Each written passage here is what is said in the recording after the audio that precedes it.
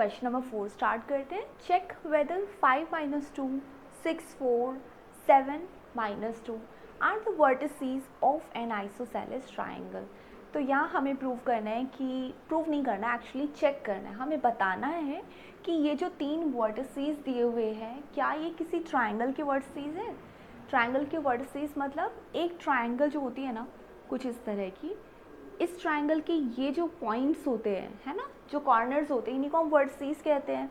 और हमें ये चेक करना है कि क्या किसी आइसोसेलेस ट्राइंगल के वर्टिसेस है क्या, यानी इन 3 पॉइंट्स से ऐसा कुछ होता है कि कोई आइसोसेलेस ट्राइंगल बनती हो. तो वही हमें चेक करके बताना है. एक काम करते हैं, हमारे जो पॉइंट्स हैं हम उन्हें यहाँ पर लोकेट कर देते हैं. 5 माइनस 2 ये हो गया 6 एंड 4, और ये पॉइंट हो गया 7 एंड माइनस 2. अब क्योंकि हमें चेक करना है कि ये एक आइसोसेलेस ट्राइंगल है या नहीं, तो आइसोसेलेस ट्राइंगल की प्रॉपर्टी क्या होती है, जल्दी बताइए. आइसोसेलेस ट्राइंगल की प्रॉपर्टी हमें ये बताती है कि अगर किसी ट्राइंगल की 2 साइड्स इक्वल है ना, तो हम उसे आइसोसेलेस ट्राइंगल के कैटेगरी में रखते हैं, राइट. तो इसका मतलब अगर मेरे पास इनमें से कोई भी 2 साइड्स, ये साइड या ये साइड, या फिर इनमें से कोई भी, तीनों में से कोई भी 2 साइड्स इक्वल आ जाती है, तो हमें पता चल जाएगा कि आइसोसेलेस ट्राइंगल है. तो हम तीनों चीज़ें अलग अलग ऑब्टेन कर लेते हैं. हम ए बी ऑब्टेन कर लेंगे, बी सी एंड ए सी, फिर चेक करके बता देंगे कि आइसोसेलेस ट्राइंगल है या नहीं. वही हमें यहाँ करना है. तो स्टार्ट करते हैं ए बी की कैलकुलेशन से. ए बी कैलकुलेट करने के लिए हमें डिस्टेंस फार्मूला लगाना होगा.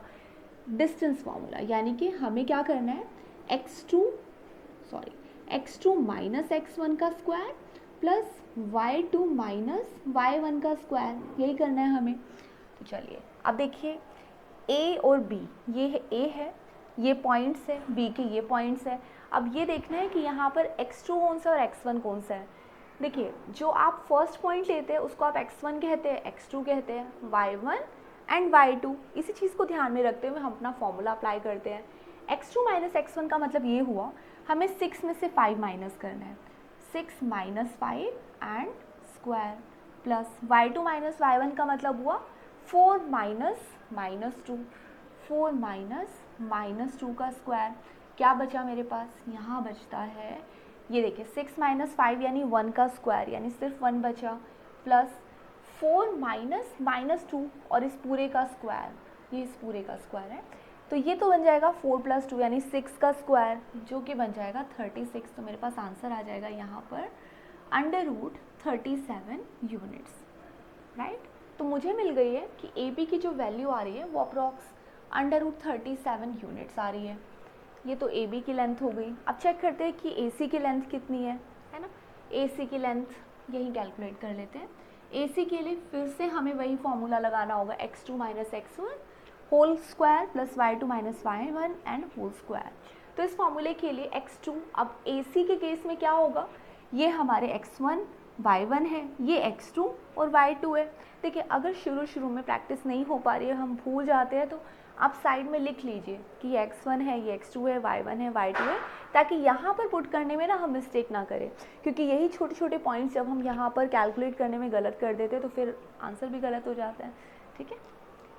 ए सी के लिए हमारे पास ये x2 है, यानी कि आपने किया 7 माइनस 5 का square, plus y2 minus y1 का मतलब क्या हुआ, -2 में से माइनस करना है हमें -2, है ना. ये क्या लिखा है मैंने, -2 में से -2 को माइनस करना है, राइट, होल स्क्वायर. अब इसी को हम सॉल्व कर लेंगे तो मेरे पास यहाँ पे कितना आएगा, 7 माइनस 5 यानी 2 का स्क्वायर हो गया 4, प्लस यहाँ पे देखिए -2 में से हमने -2 को सब्ट्रैक्ट कर दिया तो 0 हो गया. वैसे भी अगर आप इसको सॉल्व करेंगे तो माइनस तो कुछ इस तरह से आएगा ना, -2 + 2 होल स्क्वायर 0, तो ये 0 हो गया. तो मैं इसे सीधा यहाँ 0 कर देती हूँ. ठीक है. तो यहाँ पे हमारे पास सिर्फ √4 ही बचा. √4 से हमारी जो ए सी की वैल्यू आई वो आई 2, यानी कि ए सी की वैल्यू अगर 2 यूनिट्स आई तो यहाँ तक तो कंफर्म हो गया कि हमारी जो साइड्स है ना, ये 2 साइड्स तो इक्वल आई ही नहीं है. अब हम थर्ड साइड भी ऑब्टेन कर लेते हैं, बी सी कैलकुलेट करके देख लेते हैं कि क्या बी सी की कोई कैलकुलेशन इनमें से किसी की इक्वल आती है कि नहीं.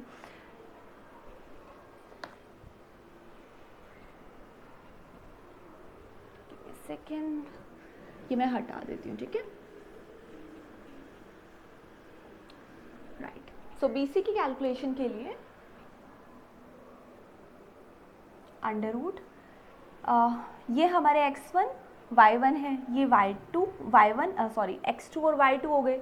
तो यहाँ पर हमारे x2 में से अगर हम माइनस करेंगे x1, 7 माइनस 6 का square plus -2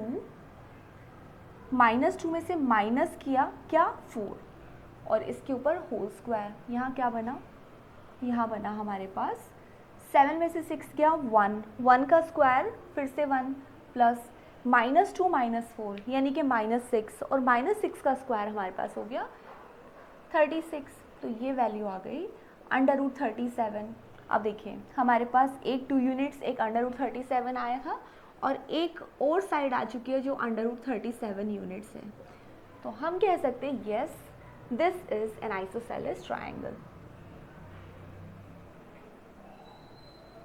this is an isosceles triangle, या फिर आप ये मेंशन करेंगे yes these are vertices of an isosceles triangle.